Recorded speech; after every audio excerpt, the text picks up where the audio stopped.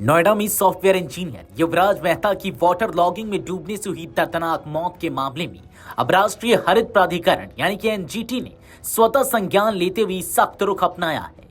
Media रिपोर्टों के आधार पर एनजीटी ने नोएडा अथॉरिटी, उत्तर प्रदेश प्रदूषण नियंत्रण बोर्ड यानी कि यूपीपीसीबी, सिंचाई विभाग, पर्यावरण विभाग और गौतम बुद्ध नगर के जिला मजिस्ट्रेट समेत कुल 5 विभागों और अधिकारियों को नोटिस जारी किया है।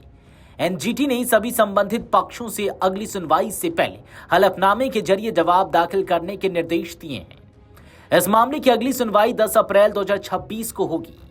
एनजीटी की पीठ, जिसमें अध्यक्ष न्यायमूर्ति प्रकाश श्रीवास्तव और विशेषज्ञ सदस्य डॉक्टर ए सेंथिल वेल्स शामिल हैं, उन्होंने सुनवाई के दौरान माना कि यह मामला पर्यावरण संरक्षण अधिनियम 1986 के संभावित उल्लंघन की ओर इशारा करता है। पीठ ने यह भी कहा कि सेक्टर 150 में बनी ट्रेंच का स्थायी तालाब में तब्दील हो जाना प्रशासनिक लापरवाही और स्टॉर्म वाटर मैनेजमेंट सिस्टम की विफलता को उजागर करता है। मामले में सामने आया कि नोएडा के सेक्टर 150 में स्थित एक गहरी खाई पिछले कई वर्षों से अस्थायी जलाशय में बदल चुकी है। वर्ष 2015 में बनाई गई स्टॉर्म वाटर मैनेजमेंट योजना को आज तक प्रभावी रूप से लागू नहीं किया गया, जिससे इलाके में लगातार जलभराव की स्थिति बनी रही। जांच में यह भी सामने आया है कि सिंचाई विभाग द्वारा हिंडन नदी में तूफानी पानी छोड़ने के लिए एक हेड रेगुलेटर बनाने की योजना बनाई गई थी। इसके लिए वर्ष 2016 में नोएडा अथॉरिटी से 13.05 लाख रुपए की राशि भी जारी की गई थी, लेकिन इसके बावजूद रेगुलेटर का निर्माण नहीं हो सका। रेगुलेटर न बनने के कारण बारिश का पानी बाहर नहीं निकल पाया और धीरे धीरे यह क्षेत्र एक बड़े तालाब में तब्दील हो गया। आसपास की कई हाउसिंग सोसाइटियों के बेसमेंट तक पानी भर गया, जिससे स्थानीय निवासियों को भारी परेशानियों का सामना करना पड़ा। स्थानीय लोगों ने बार बार प्रशासन को शिकायतें दी, लेकिन ठोस कार्रवाई नहीं होने के कारण स्थिति जस की तस बनी रही।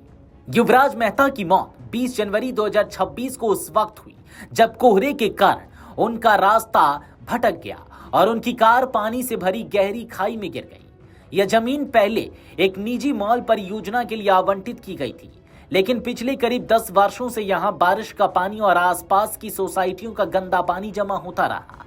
समय के साथ यह इलाका एक खतरनाक जलाशय में बदल गया, जहां किसी भी प्रकार की सुरक्षा व्यवस्था या चेतावनी संकेत नहीं लगाए गए थे। हादसे के बाद एनडीआरएफ की टीम ने लगभग 3 दिन की मशक्कत के बाद पानी में डूबी युवराज की कार को बाहर निकाला। कार के शीशे और सनरूफ टूटे हुए पाए गए, जो अत्यधिक पानी के दबाव की ओर इशारा करते हैं। इस दर्दनाक हादसे ने पूरे नोएडा और ग्रेटर नोएडा क्षेत्र में प्रशासनिक लापरवाही को लेकर गंभीर सवाल खड़े कर दिए हैं। मामले की गंभीरता को देखते हुए नोएडा अथॉरिटी के सीईओ को हटा दिया गया है, जिसे जांच की दिशा में एक बड़ा और अहम कदम माना जा रहा है। इसके साथ ही विशेष जांच दल यानी कि एसआईटी पहले ही नोएडा पहुंच चुका है और नोएडा अथॉरिटी सहित विभिन्न विभागों में रिकॉर्ड खंगालने का काम शुरू कर दिया गया है। सूत्रों के मुताबिक एसआईटी यह भी जांच कर रही है कि रेगुलेटर परियोजना में देरी के लिए कौन कौन से अधिकारी जिम्मेदार थे और फंड मिलने के बावजूद काम क्यों नहीं हुआ। इसी बीच नॉलेज पार्क कोतवाली पुलिस ने इस मामले से जुड़ी कार्रवाई करते हुए 2 अभियुक्तों को गिरफ्तार किया है। गिरफ्तार आरोपियों की पहचान रवि बंसल और सचिन करनवाल के रूप में हुई है। पुलिस ने दोनों को पूछताछ के बाद गिरफ्तार किया है और उनसे मामले से जुड़े विभिन्न पहलुओं पर पूछताछ की जा रही है। पुलिस का कहना है कि आगे की जांच के आधार पर और भी गिरफ्तारियां हो सकती हैं। एनजीटी की सख्ती, एसआईटी की जांच और प्रशासनिक स्तर पर हो रही कार्रवाई से यह मामला अब सिर्फ एक हादसा नहीं, बल्कि सिस्टम की लापरवाही और जवाबदेही तय करने की बड़ी कानूनी लड़ाई में बदलता नजर आ रहा है। Video desk amarujala.com।